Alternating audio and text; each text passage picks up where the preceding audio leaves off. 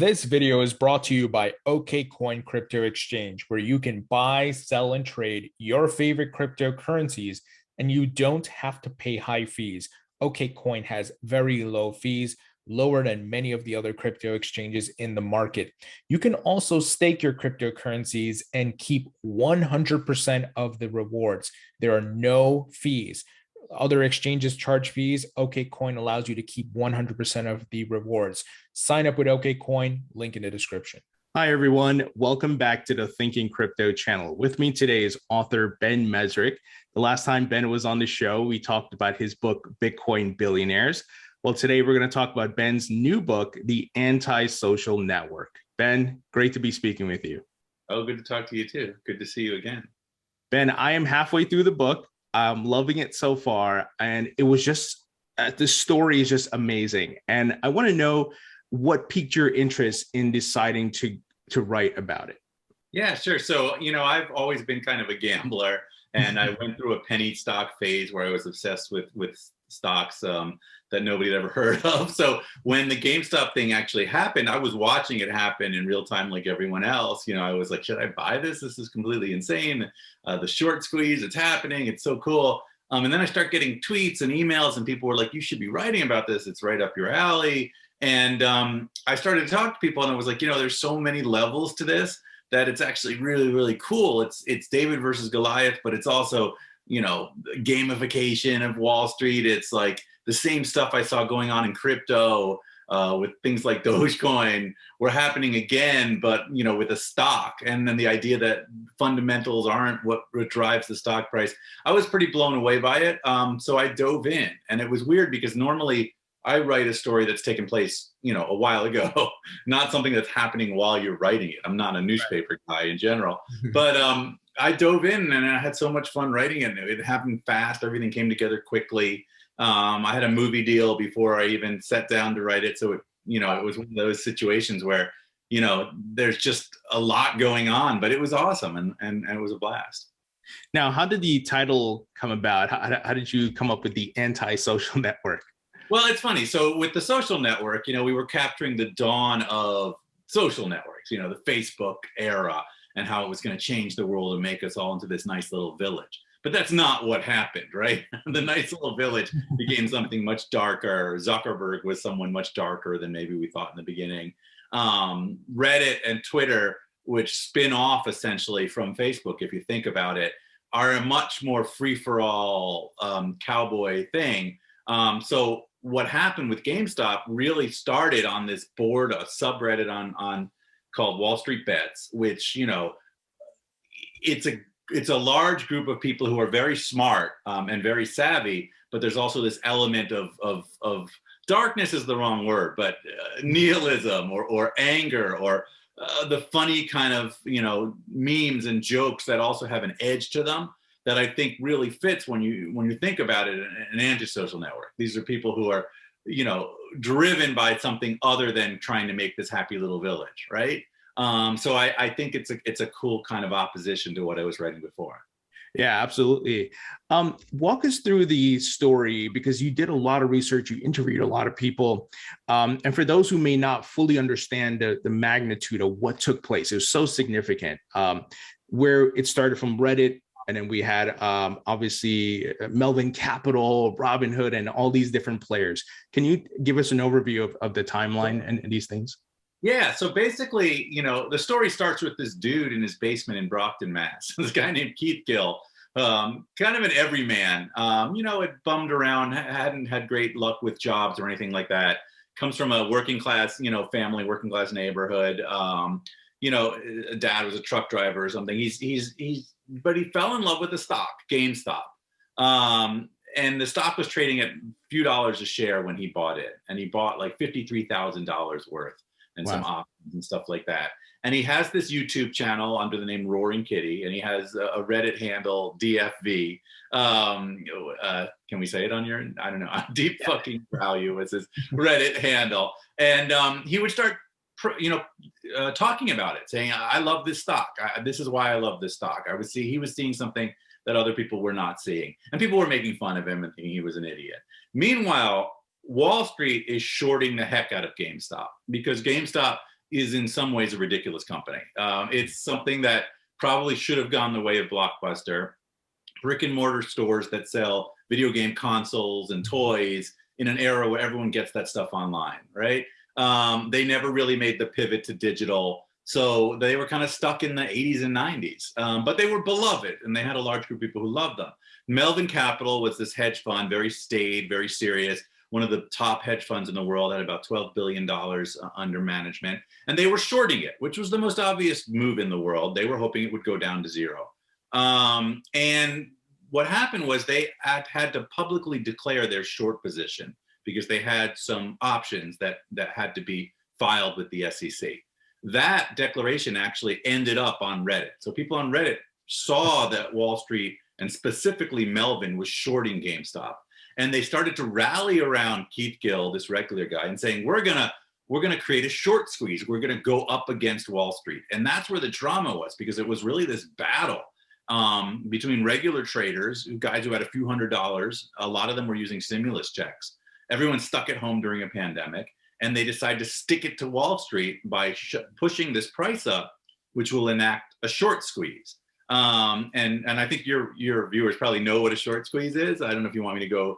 The basic idea is that when you short a company, you borrow shares of the stock, sell it on the market, whatever the price is. You hope the stock goes down so you can rebuy the shares and return them. So you make the difference. But the problem is, if instead of going down, the stock price starts to go up, you still need to buy those shares and give them back. And that actually starts to push the price higher and higher and higher. And it creates this kind of funnel where the price just goes, it can go crazy, right? There's no limit to how high the price could go. So that's what a short squeeze is. And a real short squeeze doesn't happen very often.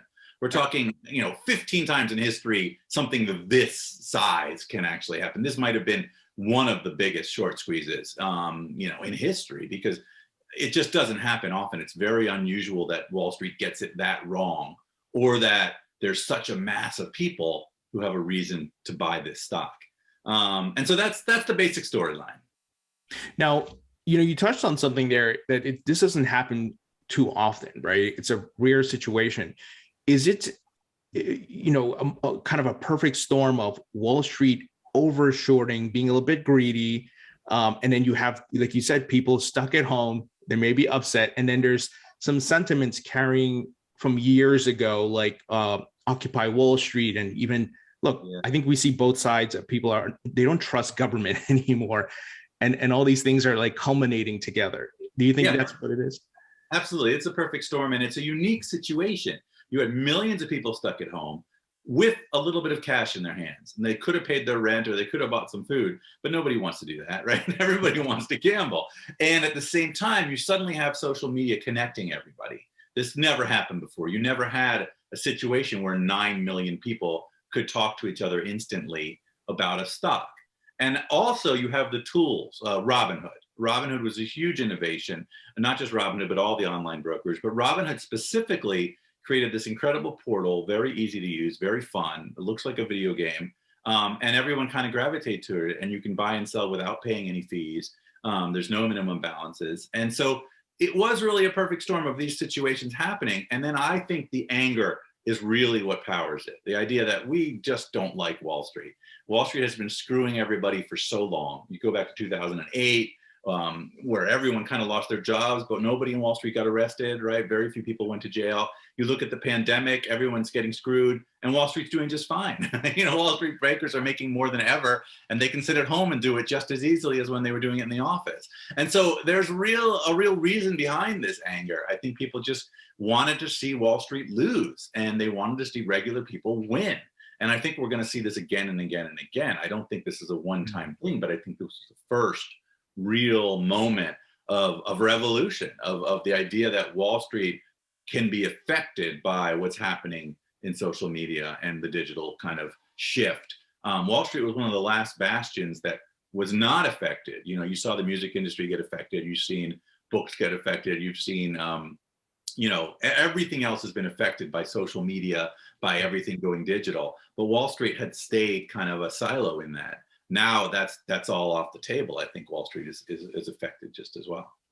Do you think they are now very worried, and maybe they're now building teams to monitor these things, and potentially the regulators, maybe the SEC and these folks, are now going to try to curb some of this? Yeah, absolutely. So Wall Street, absolutely. There's no hedge fund now that isn't looking at Wall Street bets or all these different boards. They are hiring people to scour these things to see what's happening. They're also careful about short positions. You would not take a short position and make it public about something that might turn into this, because you could lose a lot of money. I mean, some of them are going to turn away from shorting entirely. Others are going to be very careful what they short and be very secretive. They're already very secretive, but now I think they're going to take it to another level. And yeah, I think regulation is coming to some of this. I mean, it's a question. You want regular people to be able to use their money. I mean, I think everyone is behind what Robinhood is doing, which is handing the tools to people. But you also don't want people to get hurt when, you know, Wall Street fights back, when the stock price drops, when Robinhood has to freeze trading on something. And that's where you got to start seeing regulation, the idea that you can't just turn off the valve on people, which is what happened. And it happened for, if you look at Robinhood's point of view, they say they didn't have a choice, which is probably true. But you question whether the system is set up in a way that there should be other options here. And so, yeah, anyways, I do think there will be some levels of regulation, but part of what I get into in the book is that we don't even really know what to regulate or how to regulate it. It's so complex and so confusing, and the players are so far ahead of the regulators that how do you step in and regulate something like Citadel? Which sits at the center of the U.S. economy, which 40% of retail trades go through its market maker, that knows what's happening everywhere, that has their fingers in everything. I mean, it's very tricky when you don't even understand what it is they do to try and figure out a way to get control over it. And that's a lot what's happening. You know, fintech, the whole technology is moving so quickly in the financial world that just trying to stay up with it takes just a massive amount of time and education. So I don't know. I don't know where the regulation is going to come down. And crypto is similar. I mean, you know, you feel like there's got to be some level of regulation, but what, who, how, and who, and in what way do you stay ahead of the technology to even be able to regulate it? It's very confusing. And that is a lot of the dialogue that's happening right now with the infrastructure bill and what the SEC is going to do, and how are they even going to track and report on these things? Because to your point, there's a paradigm shift taking place, and of a more decentralized world, whether it be media, content, communication, investing, and people can crowdsource now like never before. Were there any other interesting takeaways from the interviews you did? I'm sure you interviewed you can tell us about this, quite a few folks to get information about the book. Obviously, a lot of folks just read the headlines, they see this happened. Right. What were some of the things that you think were misconceptions and that maybe you found out from your interviews? Yeah, I mean, I think that, you know, one thing is that people paint the Reddit mob with one brush. You know, they think, they picture, you know, white guys sitting in their basement, right? The reality is it's a very diverse group of people who were invested in GameStop. I mean, you had people from the whole spectrum of life. One of the characters that's big in my book is a single mother of two, you know, RN, registered nurse. She's a Trump supporter because government has screwed her. She was an Obama supporter and nothing in her life changed for the better. So she was a Trump supporter and nothing in her life changed for the better. So she's just angry, and you kind of understand her. And she's a very sweet woman who's just been screwed by life a lot. And she's just trying to make enough money to pay for her kids' braces. And that's a face that you wouldn't normally see in what you've read about the GameStop drama. I'm intrigued by Elon Musk's role in the whole thing. Elon is a fascinating character, obviously, and in some ways the biggest troll on the internet, but really funny, and I'm a big fan of his. And he hates the short sellers. You know, he's always hated short sellers. They nearly took Tesla down. They've been his enemy. He thinks it's unethical. And he jumped in the middle of this and tweeted GameStop on January 26th, and it sent the stock skyrocketing. And I think that his role in it was cool to sort of get into. Yeah, I mean, there's so many ins and outs. When you read the book, you'll see it's just, there's lots of levels to this story. There's the main story that you know about Keith Gill and Melvin Capital and Wall Street Bets, and then there's the underlying stories of all the different people who got involved, and then Congress, the congressional hearing, which I think wraps it all up. It's really weird because I usually write stories where my main characters come in contact with each other, and in this pandemic, everyone's looking at each other through their screen. So it's a unique moment, and will be interesting to see how the movie handles it, where everything is kind of separated, but it does come together in this congressional hearing. All of the people who were involved were face to face for the first time, so it's kind of a very dramatic thing. Where do you think GameStop goes from here? The world's opening back up. Yeah. I don't know if that same price or stock valuation is realistic, but what do you think happens next? It's funny. There's a very, very, very vocal mob of people who will get very upset if you say GameStop isn't going to the moon. So here's the thing about GameStop. I agree with Keith Gill's initial thesis that GameStop could be a major player in the digital era. Video gaming is through the roof. The video game market is continuing to grow, and that's just going to get bigger and bigger and bigger. And GameStop, what it has is a large group of people who love video games, who work through their player card, who are all part of game. I have a player card at GameStop, whatever. I mean, people love GameStop.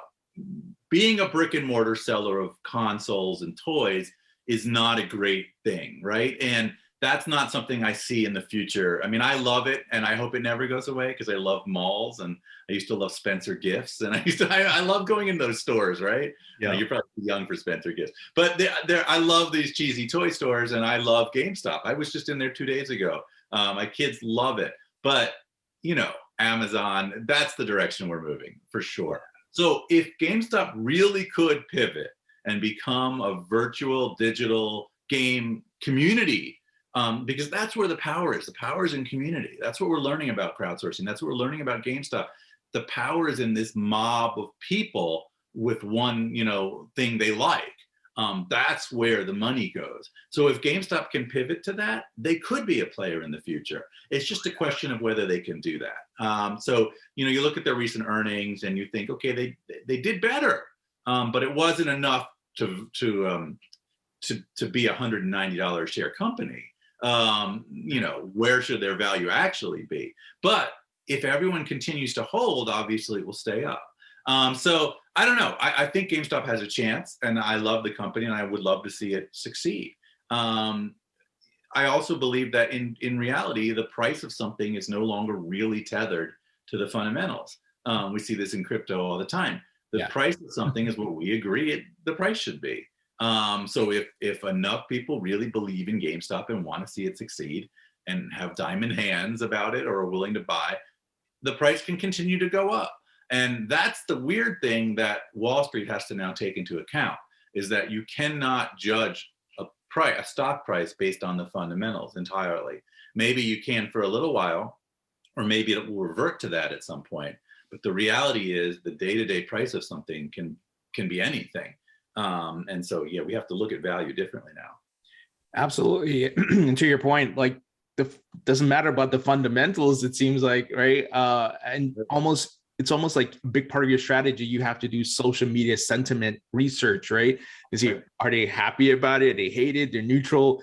And if someone influential like Elon can just tweet and send it going to the moon, it's just a interesting dynamic. So intriguing, but yet kind of weird. I mean, it's a free-for-all in some respects, and it's a crowd-based or celebrity-based. I mean, we're really changing the way we value things. And the real world works that way too. I mean, art, you can look at art, you can look at precious metals, you can look at real estate. None of these things are really based on the fundamentals, they're based more on the moment, the emotional moment, sentiment, and supply and demand, right?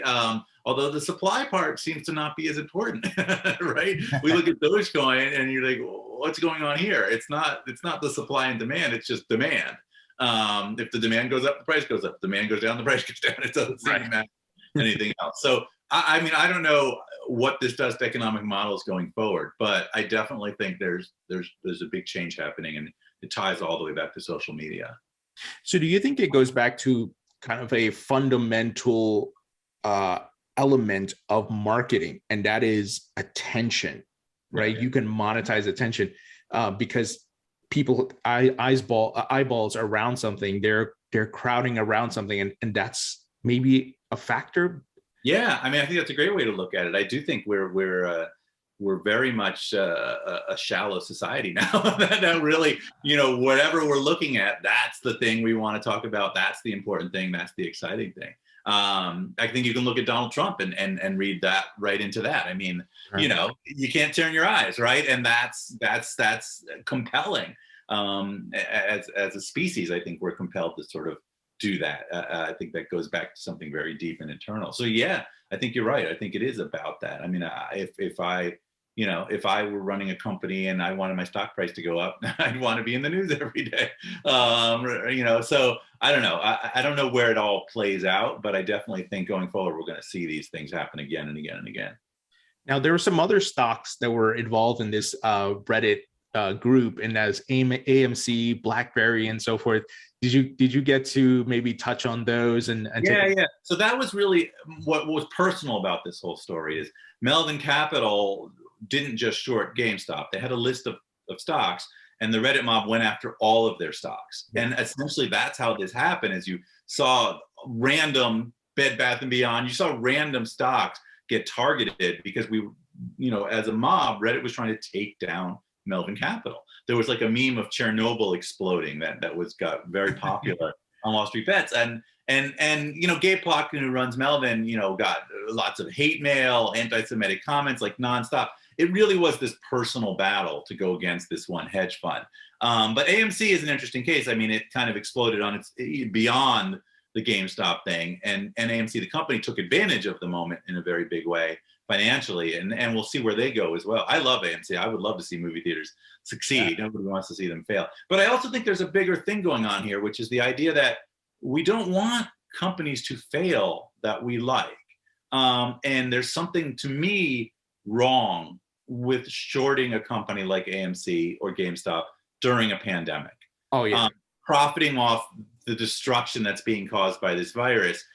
Because obviously AMC is not going to do well during a pandemic, right? I mean, it's a movie theater. Yeah. And I understand where shorting makes sense. Like if there's a company that's being poorly run, there needs to be checks and balances to some degree. But financially profiting off of somebody else failing, it just seems wrong. And so I don't know. I don't know that short selling should really be a part of the financial system. I don't think that there would be a problem with you not being able to short sell or not being able to profit off of someone else's failure. There can be other ways to point out a company is doing poorly. But hedge funds would say, look, it balances off. If we have people investing money in our company and the stock market's going down, they have to be able to, make money also. So that's short selling makes sense to some degree, but it does seem wrong. Yeah, I mean, when it's trying to short companies in the middle of the pandemic, that just seems morally wrong, right? And right. It's like, come on, guys. You wouldn't do it if it was like your neighbor about to lose his job, and you're like, oh, if I could make money off of that guy losing his job, would I? You wouldn't, right? Because it would be wrong. But that's exactly what short selling is. I'm going to make money off of them laying off 500 people. So it just seems bad to me. Now, I have to ask, did you buy any of those respective stocks? Were you part of the momentum? No, I didn't buy any GameStop. I do have a Robinhood account. I have played a few stocks that I think were almost meme stocks or might have been meme stocks. Like Rocket Mortgage, I think I was buying and selling options on or stuff like that. It's really fascinating to me to follow the boards and then, decide whether you're going to buy and sell something based on random posts that you don't even know who these people are, right? But at the same time, I think it's fun.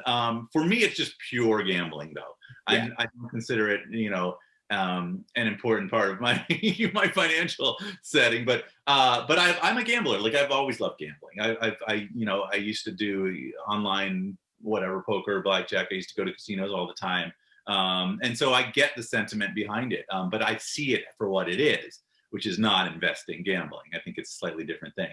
But yeah, I didn't own any GameStop stock, but I was, a big fan of what was happening. I just think it was just so crazy. I wish I did, but it was wild to watch for sure. Now you mentioned Robinhood. They took a lot of heat, right? Obviously with halting trading and so forth. Do you think their reputation is forever hurt, or this is just like a cycle and people forget and they'll look, the technology is great. It makes it so easy, right?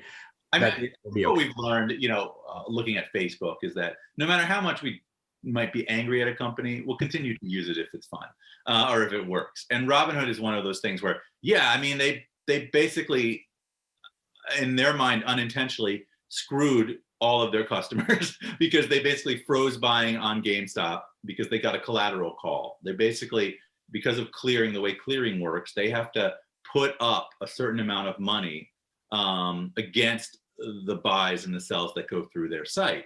And on that day, because the volatility was so insane, they got a $3.7 billion collateral call, and they didn't have anywhere near that money in their bankroll. So they had to freeze the trading on the stock or the buying on the stock just to lower the amount they had to pay to the clearing people to put up in front of the clearing people. So when they did that, all of their customer base was suddenly screwed and couldn't buy more stock, and it ended the short squeeze. So a lot of people got very angry. A lot of people dumped the account. But in the end, they've continued to grow enormously because it's a fun and very usable app. It's a great way to trade. It's simple. You see your little graphs. It's like a video game. You get confetti when you buy stock, right? It's a cool app, and I see them growing and growing and growing and becoming the way most people buy and sell stocks. The retail trader is just a growing mass of people and will continue to grow. And that's a good thing. You want everyone to be involved in Wall Street. You want everyone to be able to buy and put their money to work. The problem is that there's no controls. There's not really a lot of regulation. There's no education. So it's become like sports betting, for college kids. You have an app and you make a bet without knowing anything. And that's dangerous. And I think a lot of people did get hurt in the GameStop. I think more people probably got hurt than made money because when it rose to 400 shares and then dropped back to $200 a share, all those people who bought, and the vast majority of people bought on the upside, they all lost money. And maybe they'll get it back, but it seems unlikely. Yeah, to your point, it's become very much like gambling. So I want to ask you, and this may be a difficult question to answer, but this crowdsourcing, this people coming together on the internet, do you see this affecting other industries and other parts of life? Obviously, we've seen it with politics, right? And obviously investing. Is there any other things that you're like, this could move into this industry or this field? Disrupt? I mean, I think that the power of social media is going to change every aspect of human life, and we're living more and more online. I think the younger generation, kids, are going to grow up in a world where it just makes sense to be online more than it makes sense to be in the real world. Yeah. So I think you're going to see it in everything. I mean, my kids who are like 9 and 11 would rather spend their allowance on clothing for their Fortnite character than they would for real clothes. And so I think you're going to see it affect every industry in that respect, is that, everything is going to be moving online. But yeah, the power of the mob or the power of the crowd is insanely, you see it in politics. I mean, politics is a totally different beast than it was, and will continue to move that way. And it's dangerous. You're going to see, everything working that way. I mean, revolutions can be sparked entirely online at this point. And so I think that, who knows where it's going to lead us, but it's going to be big. Well, this story is going to make an incredible movie. So I'm curious what you can share with us on the plans for the movie. Yeah. So I sold it to MGM, and Mike DeLuca, who runs the company, did The Social Network, was one of our producers. Aaron Ryder is another producer who did Arrival and Memento, really brilliant producer. And the screenwriters have handed in the screenplay. It's supposed to be great. I haven't seen it yet. So it's going out to directors. So very soon we should actually be in the position to actually start shooting this. It happens so fast. It's, there's a battle. Netflix is trying to do one, HBO is trying to do one, everyone's trying to do the story. And I think we're the front runner, and we're the only kind of major studio doing it. Amazon bought MGM, so we'll see where we end up, whether it's in theaters or on Amazon. Hopefully it'll be in both. But it's going to be really cool. And I get to be involved this time. I didn't write the screenplay, but I'm in conversations with the producers all the time, so I'll get to be involved. And that's awesome. It's just fun. I've been very lucky with movies. I've had 2 great movies made from my books, and so the process can be crazy, but I think this time it's going to be real smooth and fast. So I'm looking forward to it. So I want to talk about Bitcoin Billionaires. Last time you were on, we talked about it. Any updates on the movie and when that might be out? Movie, so I'm not really at liberty to say, but I will say there is some great stuff happening, and I believe it will be a phenomenal movie. And I think soon there will be information out there about what's happening. But yeah, there's something really, really great happening. I can't tell you anymore. Okay. I'm not in control of that situation, but I look forward to it. It's going to be awesome. For sure. Yeah, I'm definitely looking forward to it. A lot of folks in the crypto community as well. So will there be a part 2 to Bitcoin Billionaires, maybe when Bitcoin hits a certain price point? And I'm open to the idea of something. I think crypto story is just beginning. I think it's really clear that where that leads is who knows. That's an origin story, just like this is an origin story, and Social Network was an origin story. And I think you could look at the 3 of them in that way. But where we're going with crypto just gets more exciting every day to me. I don't know. When I wrote that book, could I have imagined that a year later the Bitcoin would be sitting at 50,000, 60,000? I mean, that's nuts, right? The book came out at 3,000. Bitcoin was at, and it had gone to 20, and everyone was like, it'll never reach 20 again. Yeah. So it's a totally different. Remember how upset everyone was that it had gone down from 20,000? And right now, if it went back to 20,000, it would be shocking, right? So, I mean, I think we're in a new era for crypto and Bitcoin. And I could totally see there being a Bitcoin trillionaire. I think that, whether it's the twins or somebody else, I think that someone is going to be a trillionaire in crypto. He says the numbers just move so enormously. I'm a big fan of crypto, as you know, and the Bitcoin in general, but I'm looking into it. I think NFTs is an awesome thing. Whether I write about it or be involved in some other way, I think that that's sort of a revolution in itself. And I'm a big fan of NFTs and what I think it's just the beginning of what those could be. It's incredible when you look at where the NFT technology and market could go. That could be really life-changing. The last time we spoke, I think I had asked you the question, do you own any crypto? So I'm curious, I want to ask you that again. I still don't own any crypto. I don't own any. I don't own any stocks. I don't own a single stock. I don't own anything. I have no investments. My money is in a big pile that I swim in like Donald Duck's uncle. No, I'm kidding. I don't invest. And it's stupid and foolish. But part of it is I see myself as a writer, as a chronicler of these stories, and not as someone who's in there. But I think it will change. It's not that I'm going to invest, but I do look at the NFT world and think about there's a lot of ways for someone in the arts to be involved in that I think would be great for the community, for my community, and for my sort of the stories I want to tell. That's another way to tell stories almost.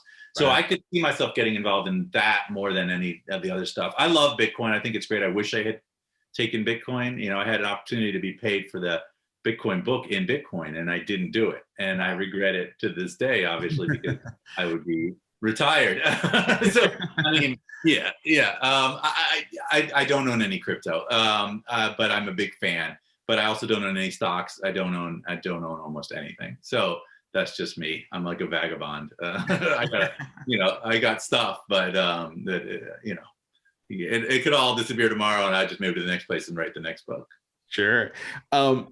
There's with the NFT movement, right? There's a lot of potential use cases that could come out of this as it matures. Could we potentially see books released in NFT format where there's only 100 copies and you can get the first 100 and you absolutely something like that? I think there's a great way to build a community as an author through NFTs where people can really be a part of it, and it the book industry is always going through changes, and how you reach people who really are interested in it changes every day. So I could see a book being released that way. I could see companions to a book, or ways to get inside the story in different ways that maybe the whole public isn't even interested in it, but specific people would really want to know. NFTs is a great way to do that and to be unique.